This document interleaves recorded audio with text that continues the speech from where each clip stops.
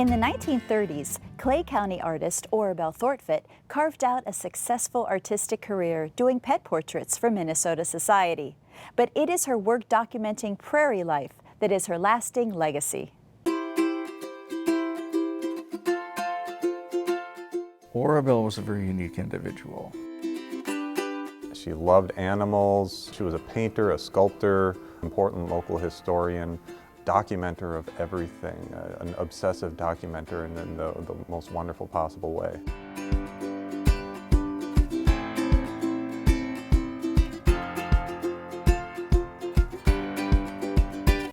Orabel Thortvedt was born in 1896 and she died in 1983.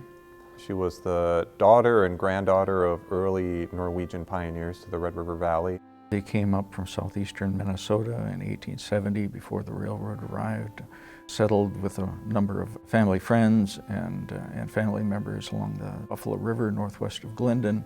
Orabel's family had a strong sense of hanging on to their history. The whole family has it's almost a mania for documentation, and Orabel was particularly interested in that.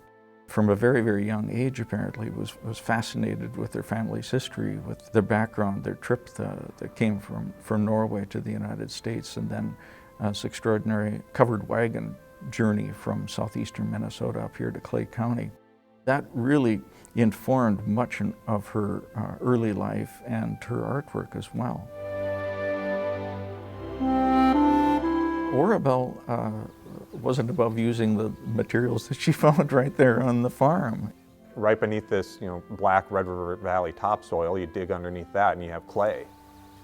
She and her sisters did sculptures using clay from the banks of the Buffalo River right on their farm.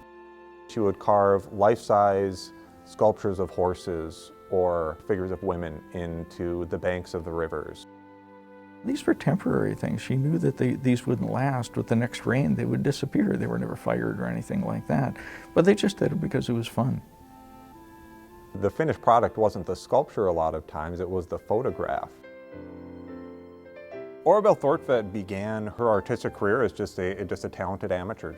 She was on the farm. She had a lot of artistic talent. Self-taught, but in 1930 she was able to get a scholarship to go to college in Minneapolis. The scholarship brought her to the Minneapolis School for Lip Reading because she was mostly deaf. And then she was also able to go to the Minneapolis Institute of Art School, and that's where she took drawing classes and sculpture classes and painting classes. While she was in the Twin Cities, she came to the attention of Mary Saunders Bulkley. And Mary Saunders Bulkley was I guess you might call her a socialite. She's somebody well connected in high society in the Twin Cities.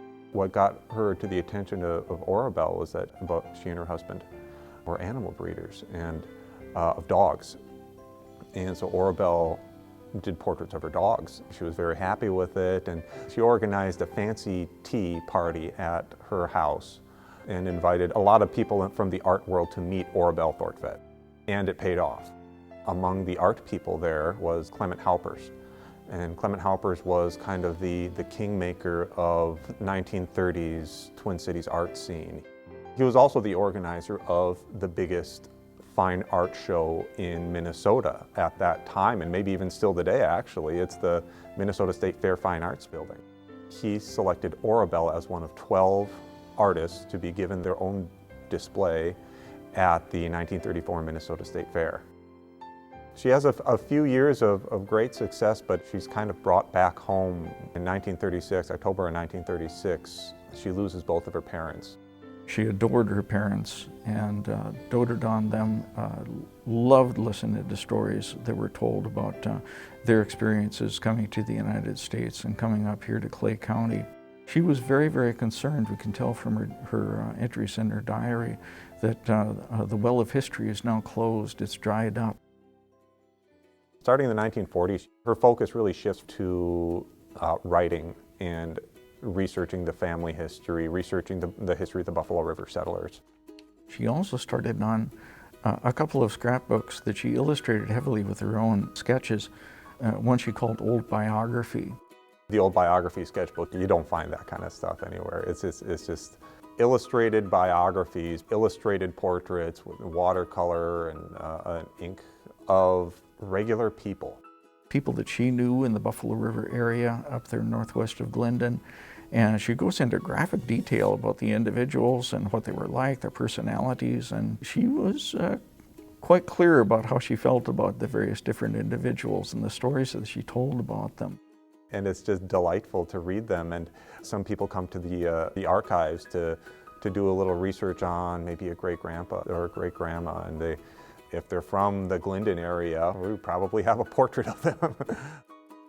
One of her favorite scrapbooks was buildings, actually. What she'd do is she'd go around to her neighbors and historic structures in Clay County, not only do sketches of the outside, but you go inside the homes and sit down and do floor plans and make detailed drawings of where the stoves were and what kind of stoves they were. It's absolutely extraordinary. It's not only a fantastic, almost unheard of, just historic documentation, it's attractive to look at. They're great sketches.